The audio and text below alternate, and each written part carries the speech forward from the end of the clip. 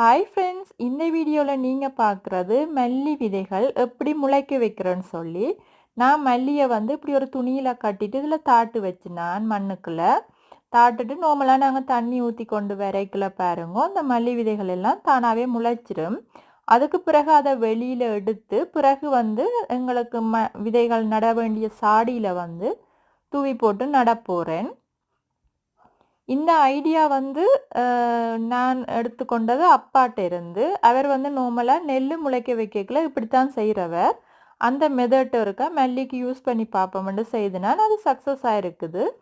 நார்மலாக மல்லி முளைக்க வைக்கிறது நிறைய நாட்கள் எடுக்குமெண்டு எல்லாரும் சொல்கிறவே. சில பேர் விதைகளை பாதியாக உடைச்சி போட்டும் நடுறவே. நான் அப்படி செய்யலை, முழு விதைகளையுமே என்ன செய்தானண்டா ஒரு நாள் ஊற வச்சு நான் தண்ணியில் ஊற வச்சு போட்டு தான் பிறகு இப்படி துணியில் கட்டி போட்டு மண்ணுக்குள்ளே தாட்டு விட்டுனான். அதெல்லாம் நல்லா முளை வந்துட்டு. நீங்களும் வீடுகளில் கொத்தமல்லி முளைக்க வைக்கணுமென்று சொன்னால் இந்த ஐடியாவிற்கோ ஃபாலோ பண்ணி பாருங்கோ.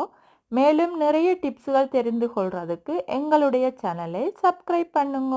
ஓகே, பாய் பாய்.